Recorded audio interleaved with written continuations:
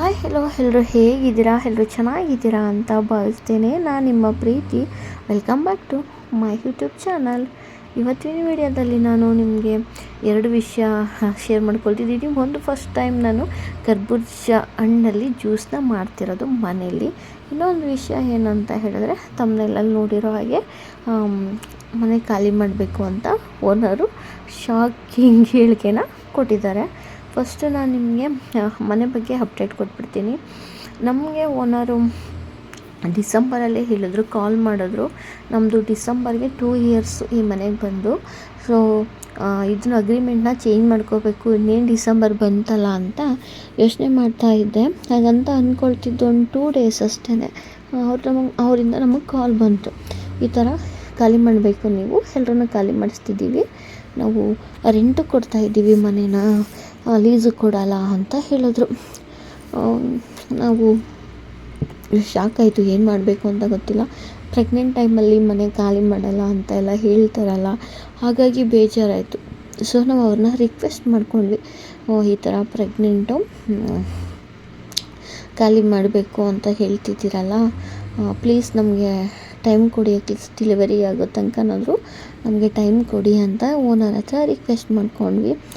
ಅವರು ಇಲ್ಲ ಆಗಲ್ಲ ಅಂದರು. ಇಲ್ಲ ಮೇಡಮ್, ಈ ಥರ ಈಗಲೂ ನಮ್ಗೆ ಹುಡ್ಕೋಕ್ಕಾಗಲ್ಲ ಅಂತೆಲ್ಲ ಕೇಳ್ಕೊಂಡ್ವಿ. ಸರಿ, ನಾನು ಅವ್ರ ಮಗಳು ಹೇಳ್ತೀನಿ ಅವ್ರನ್ನ ಕೇಳಿಬಿಟ್ಟು ಅಂತ ಹೇಳಿದ್ರು. ಯಾಕೆಂದರೆ ಅವರು ಈ ಮನೇನ ತೊಗೊಂಡಿರೋದು ಅವ್ರ ಮಗಳು, ಹಾಗಾಗಿ ಸರಿ ಆಯಿತು ಅಂದ್ಬಿಟ್ಟು ಫೋನ್ ಇಟ್ವಿ.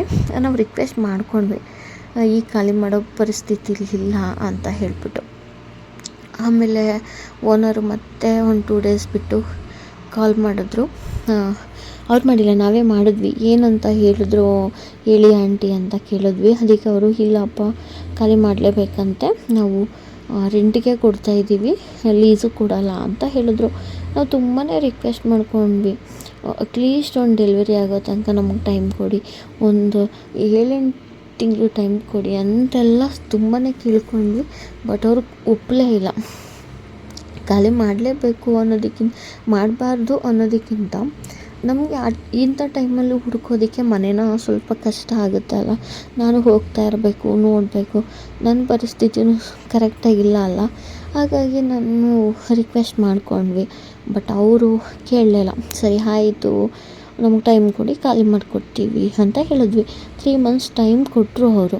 ಈ ಮಾರ್ಚ್ಗೆ ಮುಗ್ದಿತ್ತು. ಬಟ್ ನಾವು ಇನ್ನೂ ಒಂದು ತಿಂಗಳು 2 ತಿಂಗಳು ಕೊಡಿ ಅಂದು, ಇಲ್ಲ ಈ ತಿಂಗಳೇ ನೀವು ಖಾಲಿ ಮಾಡಬೇಕು ಅಂತ ನಮಗೆ ಹೇಳಿದ್ದಾರೆ. So April last actually.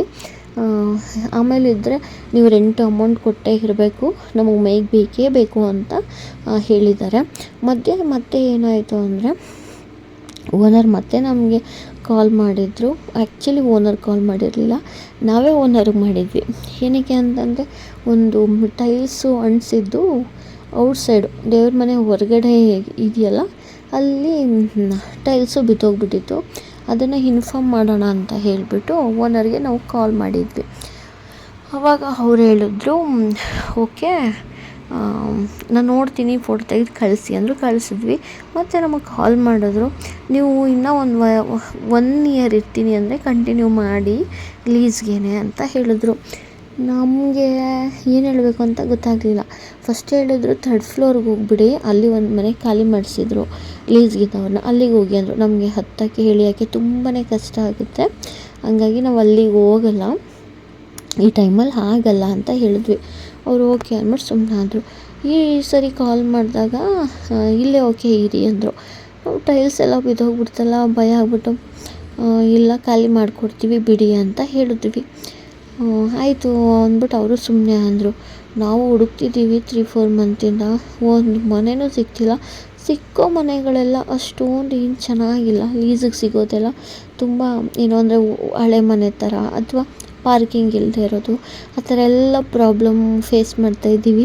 ಅದೇ ಥರದ ಮನೆಗಳೇ ಸಿಗ್ತಿರೋದು. ಆಮೇಲೆ ಲೀಸ್ಗೆ ಈಗ ಸಿಕ್ಕಾಪಟ್ಟೆ ರೇಟ್ ಹೇಳ್ತಿದ್ದಾರೆ. ಎಷ್ಟು ಶಾಕ್ ಆಗುತ್ತೆ ಅಂದರೆ, ಚಿಕ್ಕ ಮನೆಗೆ ಎಷ್ಟೆಷ್ಟು ದೊಡ್ಡ ಲೀಸ್ ಅಮೌಂಟ್ ಹೇಳ್ತಿದ್ದಾರೆ ಅಂದರೆ, ಲಕ್ಷ ಹೇಳ್ತಿದ್ದಾರೆ. ಅದಕ್ಕೆ ತಕ್ಕಂಗೆ ಮನೆಯೂ ಕೂಡ ಅಷ್ಟೊಂದು ಚೆನ್ನಾಗಿಲ್ಲ. ನಾವು ಮನೆಯೂ ಕೂಡ ಸಿಗ್ತಾಯಿಲ್ಲ, ಏನು ಮಾಡಬೇಕು ಅಂತ ನಿಜವಾಗ್ಲೂ ಗೊತ್ತಿಲ್ಲ ಈ ಟೈಮಲ್ಲಿ. ಅದೇ ಅರ್ಧ ಟೆನ್ಷನ್ ಆಗಿಬಿಟ್ಟಿದೆ. ಈ ಮಂತ್ ಖಾಲಿ ಮಾಡಲೇಬೇಕು ಅಂತ ಹೇಳಿದ್ದಾರೆ. ಏನು ಮಾಡಬೇಕು ಅಂತ ನಿಜವಾಗ್ಲೂ ಗೊತ್ತಿಲ್ಲ. ಸೊ ಹಾಗಾಗಿ ನೋಡ್ತಿದ್ದೀವಿ, ನೋಡೋಣ ಸಿಗುತ್ತೆ ಅನ್ನೋ ನಂಬಿಕೆ ಐತೆ. ಎಲ್ಲಿ ಸಿಗುತ್ತೆ, ಎಂಥ ಮನೆ ಸಿಗುತ್ತೋ ಒಂದು ಗೊತ್ತಿಲ್ಲ. ಎಲ್ಲಾದರೂ ಪರವಾಗಿಲ್ಲ, ನಮಗೆ ಮನೆ ಚೆನ್ನಾಗಿರೋದು ಸಿಗಬೇಕು ಅಂತ ಬರೀ ಈ ಏರಿಯಾ ಅಲ್ಲ, ಅಕ್ಕಪಕ್ಕದ ಏರಿಯಾಗಳೆಲ್ಲ ಹೋಗಿ ಹುಡುಕ್ಬಿಟ್ಟಿದ್ದೀವಿ. ಬಟ್ ನಮಗೆಲ್ಲೂ ಅಂಥ ಮನೆ ಸಿಕ್ಕಲಿಲ್ಲ. ಓಕೆ, ಪರವಾಗಿಲ್ಲ, ಚೆನ್ನಾಗಿದೆ ಅನ್ನೋ ಮನೆಯೆಲ್ಲ ನಾವು ಈಗಿರೋದಕ್ಕಿಂತ ಡಬಲ್ ರೇಟ್ ಹೇಳ್ತಿದ್ದಾರೆ. ಅದನ್ನು ಕೇಳಿ ಇನ್ನೂ ಶಾಕ್ ಆಗೋಯಿತು. ಮತ್ತು ನಾವು ಅವರಿಗೆ ಈ ಮುಂದೆ ಕಾಲ್ ಮಾಡಿದ್ವಿ, ಕಂಟಿನ್ಯೂ ಮಾಡ್ತೀರಾ ಅಂತ ಕೇಳಿದ್ರಲ್ವ, ಒಂದು ಮಾತು ಕೇಳಿ ನೋಡೋಣ ಇರಿ ಅಂತಾರೇನೋ ಅಂತ ಹೇಳ್ಬಿಟ್ಟು ಕಾಲ್ ಮಾಡಿದ್ವಿ. ಬಟ್ ಅವ್ರೇನು ಅಂದಿಲ್ಲ. ಆಂಟಿ ಅವ್ರ ಮಗಳನ್ನ ಕೇಳ್ಬಿಟ್ಟು ಹೇಳ್ತೀನಿ ಅಂದರು. ಸರಿ ಆಯಿತು ಅಂತ ಸುಮ್ಮನಾದ್ವಿ. ಅವರು ಕಾಲ್ ಮಾಡಿಬಿಟ್ಟು ಹೇಳಿದ್ರು, ಇಲ್ಲ ನಾವು ಲೀಸಿಗೆ ಕೊಡೋಲ್ಲ, ರೆಂಟಿಗೆ ಬೇಕಾದ್ರೆ ಕೊಡ್ತೀವಿ ಇರಿ ಅಂತ ಹೇಳಿದ್ರು. ನಮಗೆ ರೆಂಟಿಗೆ ಇರೋಕ್ಕಾಗಲ್ಲ, ಯಾಕೆ ಏನು ಅಂತಲೂ ಕೂಡ ನಿಮಗೆ ಮುಂದೆ ಅಪ್ಡೇಟ್ ಕೊಡ್ತೀನಿ. ರೆಂಟಿಗೆ ಇರೋಕ್ಕಾಗಲ್ಲ, ಲೀಸ್ಗೆ ಬೇಕು. ಇದೊಂದು ವರ್ಷ ಟೈಮ್ ಕೊಡಿ, ಅಟ್ಲೀಸ್ಟ್ ಇನ್ನೊಂದು ಸ್ವಲ್ಪ ತಿಂಗಳಾದರೂ ನಮಗೆ ಟೈಮ್ ಕೊಡಿ, ಈಗ ಕಷ್ಟ ಆಗ್ತೈತೆ ನನ್ನನ್ನು ಕರ್ಕೊಂಡು ಓಡಾಡೋದು ಅಂತೆಲ್ಲ ಜಾನು ಹೇಳಿದ್ರು. ಬಟ್ ಅವರು ಕೇಳಲಿಲ್ಲ. ಇಲ್ಲ, ನಮಗೆ ಖಾಲಿ ಮಾಡಿಕೊಡ್ಲೇಬೇಕು ಅಂತ ಹೇಳಿದರು. ಸರಿ ಆಯಿತು, ಇನ್ನೇನು ಮಾಡೋದು ಅಂದ್ಬಿಟ್ಟು ಫೋನ್ ಕಟ್ ಮಾಡಿಬಿಟ್ಟು ಸುಮ್ಮನೆ ಆದ್ವಿ. ಸೊ ಈ ಥರ ಹೋಗ್ತಿದೆ ಸಿಚುಯೇಷನ್ನು. ಏನು ಮಾಡಬೇಕು ಅಂತ ನಿಜವಾಗ್ಲೂ ಗೊತ್ತಾಗ್ತಾಯಿಲ್ಲ. ಮನೆ ಬೇರೆ ಸಿಗ್ತಾಯಿಲ್ಲ. ಸಿಕ್ಕಿಲ್ಲ ಅಂದರೆ ರೆಂಟ್ ಪೇ ಮಾಡಬೇಕಾಗತ್ತೆ. ಸಿಕ್ಕಿದ್ರೆ ಓಕೆ, ಏನು ಮಾಡೋದು ನಿಜ ಗೊತ್ತಾಗ್ತಾಯಿಲ್ಲ. ಅವರೇ ನಮಗೆ ತುಂಬ ಕನ್ಫ್ಯೂಸ್ ಮಾಡಿ ಇಟ್ಬಿಟ್ಟಿದ್ದು. ಫಸ್ಟು ಖಾಲಿ ಮಾಡಿ ಅಂತ ಹೇಳಿದ್ರು, ಆಮೇಲೆ ಇರ್ತೀರಾ ಅಂತ ಹೇಳಿದ್ರು, ಆಮೇಲೆ ನಾವು ಇರ್ತೀವಿ ಅಂತಲೇ ಹೇಳಿದ್ವಿ. ಮತ್ತೆ 1-2-3 ಮಂತ್ಸ್ ಆದಮೇಲೆ ಮತ್ತೆ ಇಲ್ಲ ನೀವು ಖಾಲಿ ಮಾಡಲೇಬೇಕು, ಎಲ್ಲರೂ ಖಾಲಿ ಮಾಡಿಸ್ತಿದ್ದೀವಿ ಅಂತ ಹೇಳಿದ್ರು. ಆಮೇಲೆ ಓಕೆ ಅಂತ ಹೇಳಿದ್ವಿ. ಆಮೇಲೆ ಮತ್ತೆ ಇರಿ ಅಂದರು. ಮತ್ತು ನಾವು ಇರೋಕ್ಕೆ ರೆಡಿ ಇರಲಿಲ್ಲ. ಆಮೇಲೆ ಮತ್ತೆ ಈಗ ನಾವು ಇರ್ತೀವಿ ಅಂತ ಕೇಳಿದ್ವಿ. ಅವರು ಇಲ್ಲ ಆಗಲ್ಲ ಅಂದರು. ಸೊ ಈ ಥರ ಕನ್ಫ್ಯೂಸ್ ಮಾಡಿಕ್ಕಿ ನಮಗೆ ಏನು ಮಾಡಬೇಕು ಅಂತಲೇ ಗೊತ್ತಿಲ್ಲ. ಅವರಿಂದನೇ ಅರ್ಧ ನಾವು ಸಿಕ್ಕಾಬಿಟ್ಟೆ ಏನು ಕನ್ಫ್ಯೂಸ್ ಆಗಿಬಿಟ್ವಿ. ಅವ್ರು ಫಸ್ಟು ಖಾಲಿ ಮಾಡಿ ಅಂದಾಗಲೇ ಮನೆ ಹುಡ್ಕೋಕ್ಕೆ ಶುರು ಮಾಡಿದ್ವಿ. ಒಂದು 6 ಮಂತ್ ಬ್ಯಾಕೇ ಹೇಳಿದರು. 6 ಮಂತ್ ಅಲ್ಲ, ಒಂದು 8 ಮಂತ್ಸ್ ಬ್ಯಾಕೇ ಹೇಳಿದರು, ಆಗ ಖಾಲಿ ಮಾಡಿ ಅಂತ. ಓಕೆ ಅಂತ ಹುಡುಕ್ತಾ ಇದ್ವಿ. ಆಮೇಲೆ ಓಕೆ ನೀವೇ ಇರಿ ಅಂತ ಹೇಳಿದ್ರು. ಇನ್ನೂ 1 ವರ್ಷ ಇರ್ತೀವಿ ಅಂತ ಕೇಳ್ಕೊಂಡಿದ್ದಕ್ಕೆ ಆಯಿತು ಇರಿ ಅಂದರು. 1-2-3 ಮಂತ್ಸ್ ಆಗಿಲ್ಲ, ಆಗಲೇ ಬಂದ್ಬಿಟ್ಟು ಇಲ್ಲ ನೀವು ಖಾಲಿ ಮಾಡಲೇಬೇಕು ಅಂದರು. ಈ ಥರ ಹೇಳಿ ಕನ್ಫ್ಯೂಸ್ ಮಾಡಿ ಇಟ್ಬಿಟ್ಟು ನಮ್ಮನ್ನ ಇವತ್ತು ಯಾವ ಸ್ಥಿತಿಲಿದ್ದೀವಿ ಅಂದರೆ, ದಿನ ಯಾವಾಗ ಸಿಗುತ್ತೆ ಅವಾಗ ಒಂದು ಬೋರ್ಡ್ ನೋಡಿದ ತಕ್ಷಣ ಹೋಗಿ ಕೇಳೋದಾಗಿದೆ. ಬ್ರೋಕರ್ಗೂ ಕೂಡ ನಾವು ಇನ್ಫಾರ್ಮ್ ಮಾಡಿದ್ದೀವಿ, ರೆಂಟಿಗೆ ಬೇಕಾದ್ರೆ ಹುಡುಕೊಡ್ತೀವಿ, ಲೀಸ್ಗಿಲ್ಲ ಅಂತ ಬ್ರೋಕರೇ ಹೇಳ್ತಾರೆ. ಅಷ್ಟು ಲೀಸಿಗೆ ಸಿಗ್ತಾಯಿಲ್ಲ. ಸಿಕ್ಕಿತ್ತು ಲೀಸ್ ಮನೆಯೂ ಕೂಡ ಅಷ್ಟೊಂದು ಚೆನ್ನಾಗಿಲ್ಲ. ನೋಡೋಣ ಏನಾಗುತ್ತೆ ಅಂತ. ಇದಕ್ಕಿಂತ ಇಷ್ಟಾದರೂ ಮನೆ ಇದ್ದರೆ ಖುಷಿ ಆಗುತ್ತೆ. ಇದಕ್ಕಿಂತ ಚೆನ್ನಾಗಿಲ್ದೇ ಇರೋ ಮನೆಗೆ ಇದಕ್ಕಿಂತ ಜಾಸ್ತಿ ಅಮೌಂಟ್ ಪೇ ಮಾಡಿಬಿಟ್ಟು ಹೋಗೋಕ್ಕೆ ನಮಗೂ ಇಷ್ಟ ಇಲ್ಲ. ಬಟ್ ಏನೂ ಮಾಡೋಕ್ಕಾಗಲ್ಲ, ಖಾಲಿ ಮಾಡಲೇಬೇಕು. ರೆಂಟ್ ಪೇ ಮಾಡೋಕ್ಕಾಗಲ್ಲ ಅಂದರೆ ಸಿಕ್ಕಿದ ಮನೆಗೆ ಹೋಗಬೇಕಾಗುತ್ತೆ. ನಾವು ನೋಡ್ತಾ ಇದ್ದೀವಿ. ನಾನು ಅಲ್ಲೆಲ್ಲೂ ಕೂಡ ಮನೆ ಹೊರಗಡೆಯಿಂದನೇ ನೋಡ್ತೀವಿ, ಇಷ್ಟ ಆಗಿಲ್ಲ ಅಂದರೆ ಹೋಗಲ್ಲ. ಕೆಲವೊಂದು ಹೋಗಿದ್ರು ನಾನು ವೀಡಿಯೋ ಏನೂ ಮಾಡ್ಕೊಂಡಿಲ್ಲ. ಓಕೆ ಆದಮೇಲೆ ವೀಡಿಯೋ ಮಾಡ್ಕೊಳ್ಳೋಣ ಅಂತ ಸುಮ್ಮನೆ ಇದ್ದೀನಿ. ರೆಂಟು ಮಾತ್ರ ತುಂಬ ಮನೆಗಳು ಸಿಗ್ತಿದ್ದಾವೆ, ಲೀಸಿಗೆ ಸಿಗ್ತಾಯಿಲ್ಲ. ಏನು ಮಾಡಬೇಕು ನಿಜವಾಗ್ಲೂ ಗೊತ್ತಾಗ್ತಾಯಿಲ್ಲ. ನೋಡೋಣ ಏನಾಗುತ್ತೆ ಏನು ಅಂತ. ಈ ಮಂತಲ್ಲಿ ಖಾಲಿ ಮಾಡಲೇಬೇಕಲ್ಲ, ಏಪ್ರಿಲಲ್ಲಿ ಮಾಡಿಕೊಡಿ ಅಂತ ಹೇಳಿದ್ದಾರೆ. ಅವ್ರು ಆವಾಗಲೇ ಹೇಳಿದರು, ನಾನು ವಿಡಿಯೋ ಹಾಕಿರಲಿಲ್ವಲ್ಲ, ಹಾಗಾಗಿ ಇನ್ಫಾರ್ಮ್ ಮಾಡಿರಲಿಲ್ಲ. ಈಗ ಅದನ್ನು ಇನ್ಫಾರ್ಮ್ ಮಾಡ್ತಿದ್ದೀನಿ. ಆ್ಯಕ್ಚುಲಿ ಈಗ ಹೊರಗಡೆ ಹೋಗೋದಿದೆ, ಹಾಗಾಗಿ ಜ್ಯೂಸ್ ಮಾಡ್ಕೊಂಡು ಕುಡಿದ್ಬಿಟ್ಟು ಆಮೇಲೆ ಹೊರಡೋಣ ಅಂತ ಹೇಳಿ ಜ್ಯೂಸನ್ನ ಮಾಡ್ತಾ ಇರೋದು. ಈ ಥರ ಇದೆ ನಮ್ಮ ಸಿಚುಯೇಷನ್ನು. ಒಂದು ಚೆನ್ನಾಗಿರೋ ಮನೆ ನಿಮಗೆಲ್ಲಾದರೂ ಲೀಸಿಗೆಲ್ಲಾದರೂ ಇಲ್ಲಿ ಈ ಸರೌಂಡಿಂಗ್ ಅಂದರೆ ವಿಜಯನಗರ ಆಗಿರ್ಬೋದು, ನಾಯಂಡಹಳ್ಳಿ ಆಗಿರ್ಬೋದು, ಮೈಸೂರು ರೋಡ್ ಆಗಿರ್ಬೋದು, ಅಥವಾ RR ನಗರ ಆಗಿರ್ಬೋದು, ಮತ್ತು ಈ ಹೊಸಕೆರೆಹಳ್ಳಿ, ಈ ಸರೌಂಡಿಂಗ್ ಎಲ್ಲಾದ್ರೂ ಒಂದೊಳ್ಳೆ ಲೀಸಿಗೆ ಮನೆ ಇದ್ದರೆ ಕಡಿಮೆ ಬಜೆಟಲ್ಲಿ ಪ್ಲೀಸ್ ನನಗೊಂದು ಕಮೆಂಟ್ ಮಾಡಿ. ನಾವು ನೋಡೋದಕ್ಕೆ ಪ್ರಯತ್ನ ಪಡ್ತಿದ್ವಿ, ಹೆಲ್ಪ್ ಆಗುತ್ತೆ ನಮಗೂ ಕೂಡ. ಸೊ ಸಿಚುಯೇಷನ್ ಹೀಗಿದೆ, ನೋಡೋಣ ಹೇಗೆ ಹೋಗುತ್ತೆ ಏನು ಅಂತ. ಸೊ ಜ್ಯೂಸ್ ಕೂಡ ಇನ್ನೇನೋ ರೆಡಿ ಆಯಿತು, ಕುಡಿದ್ಬಿಟ್ಟು ಮನೆ ಹುಡ್ಕಕ್ಕೆ ಹೋಗಬೇಕು. ಜಾನು ಆಲ್ರೆಡಿ ಹೋಗಿ ನೋಡ್ಕೊಂಬಂದಿದ್ದಾರೆ, ಬೆಳಿಗ್ಗೆನೇ ಹೋಗಿ ನೋಡ್ಕೊಂಬಂದಿದ್ದಾರೆ. ಆ ಮನೆ ತೋರ್ಸೋದಕ್ಕೆ ನನ್ನನ್ನು ಕರ್ಕೊಂಡು ಹೋಗ್ತಾ ಇರೋದು. ಆ ಮನೆಯೂ ಕೂಡ ಓಕೆ, ಬಟ್ ಇಲ್ಲಿಂದ ತುಂಬ ದೂರ ಆಗುತ್ತೆ. ಅದು ನನಗೇನೋ ಅಷ್ಟು ಓಕೆ ಆಗಲಿಲ್ಲ. ಬಟ್ ಹಾಗೆಯೇ ಅಡುಗೆ ಮನೆ ಸ್ವಲ್ಪ ಓಕೆ, ಬಟ್ ಸ್ನಾನ ಮನೆ ಅಂತೂ ನನಗೆ ಇಷ್ಟನೇ ಆಗಲಿಲ್ಲ. ಹಾಗಾಗಿ ಆ ಮನೆ ಬೇಡ ಅಂದ್ಕೊಂಡು ಪೆಂಡಿಂಗಲ್ಲಿಟ್ವಿ. ಅದೇ ಹೇಳಿದ್ನಲ್ಲ, ಯಾವುದು ಓಕೆ ಆಗುತ್ತೆ ಏನು ನಿಜವಾಗ್ಲೂ ಗೊತ್ತಿಲ್ಲ. ಸಿಗಲಿಲ್ಲ ಅಂದರೆ ಕೊನೆಗೆ ಅದೇ ಮನೆಗೆ ಹೋಗ್ಬೇಕಾಗಿರೋ ಸ್ಥಿತಿನೂ ಬರುತ್ತೇನೋ. ಇನ್ನೊಂದು ಮನೆಗೆ ಹೋಗಿದ್ವಿ, ಅಲ್ಲಿ ಕ್ಲೋಸ್ ಮಾಡ್ಕೊಂಡೆಲ್ಲ ವಾಕಿಂಗ್ ಹೋಗಿದ್ರು. ಹಾಗಾಗಿ ಹೊರಗಡೆನೇ ನಿಂತಿದ್ವಿ. ಅಲ್ಲಿ ನಮಗೆ ಕಾರ್ ಪಾರ್ಕಿಂಗು, ಬೈಕು ಪಾರ್ಕಿಂಗಿಗೆ ಕಷ್ಟ ಆಗುತ್ತೆ. ಸೊ ಏನು ಮಾಡೋದು ನಿಜ ಒಂದು ಗೊತ್ತಾಗ್ತಾಯಿಲ್ಲ. ಬೆಂಗಳೂರಲ್ಲಿ ಕರೋನಾ ಬಂದಾಗ ಮನೆಗಳು ತುಂಬ ಕಡಿಮೆಗಿತ್ತು, ಹಾಗೆ ಏನು ತುಂಬ ಖಾಲಿ ಕೂಡ ಇತ್ತು. ಬಟ್ ಈಗ ಕರೋನಾ ಎಲ್ಲ ಮುಗಿದು ಆದಮೇಲೆ ಸಿಕ್ಕಾಪಟ್ಟೆ ರೇಟ್ ಆಗಿಬಿಟ್ಟಿದೆ. ರೆಂಟಂತೂ ಕೇಳೋಕ್ಕೆ ಆಗೋಲ್ಲ. ಚಿಕ್ಕ ಚಿಕ್ಕ ಮನೆಗೆ ಎಷ್ಟೊಂದು ರೆಂಟ್ ಹೇಳ್ತಿದ್ದಾರೆ. ಹಾಗೆಯೇ ಲೀಸು ಅಷ್ಟೇ, ಇರೋರು ಖಾಲಿ ಮಾಡ್ತಿದ್ದಾರಲ್ಲ, ಅವರು 5 ಲಕ್ಷಕ್ಕಿದ್ರೆ ಅಂದರೆ 10 ಲಕ್ಷ, ಅವ್ರು 10 ಲಕ್ಷಕ್ಕಿದ್ರೆ 15 ಲಕ್ಷ ಹೇಳ್ತಿದ್ದಾರೆ.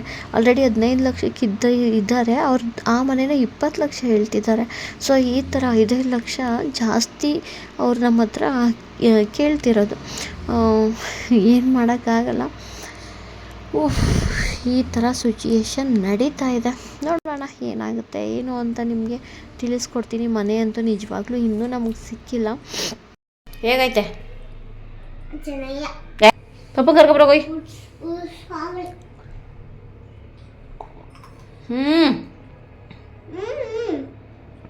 ಚೆಲ್ಲೋಗುತ್ತೆ, ಫಸ್ಟ್ ಕುಡ್ಕೊ, ಆಮೇಲೆ ಅದನ್ನ ಬೇಯಿಸ್ಕೊಡ್ತೀನಿ. ಜಾನೋ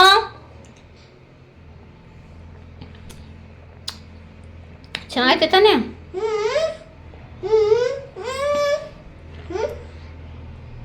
ಪಪ್ಪನ್ ಕರಿ.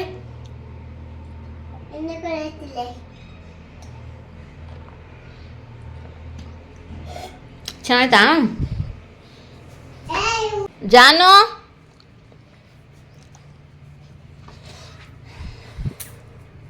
ಜಾನ ತಗೋ.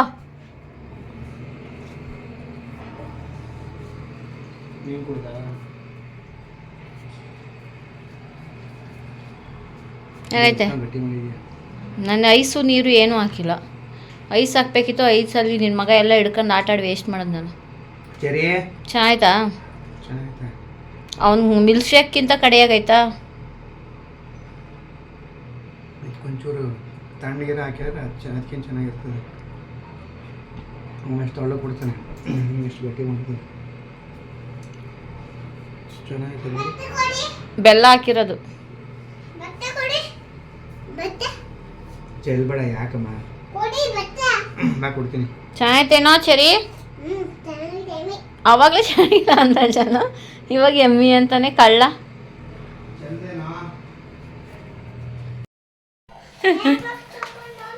ಮೇಕಪ್ ತಗೊಂಡು ಬಂದ್ರ ಈ ಕಡೆ ಬನ್ನಿ ಬನ್ನಿ ಬನ್ನಿ ಹೋಗೋಣ.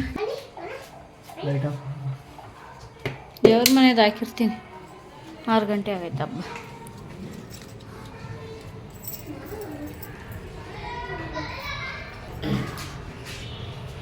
ಎಲ್ಲ ಕರ್ಕೊಂಡೋಗ್ತೀನಿಯಾ ಮನೆ ಹುಡ್ಕಕ್ಕೆ? ಮನೆ ಮಗ ಸಿಗ್ತಿಲ್ಲ, ಹಬ್ಬದ ದಿನ ಮನೆ ಹುಡ್ಕೋದು. ಏನು ಮಾಡೋದು ಒಂದು ಗೊತ್ತಿಲ್ಲ. ಯಾವನೀ ಗೊತ್ತು, ಯಾವನೀ ಗೊತ್ತು.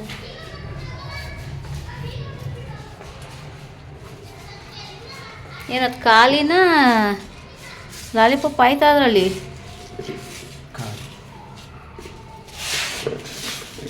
ಪಾಪ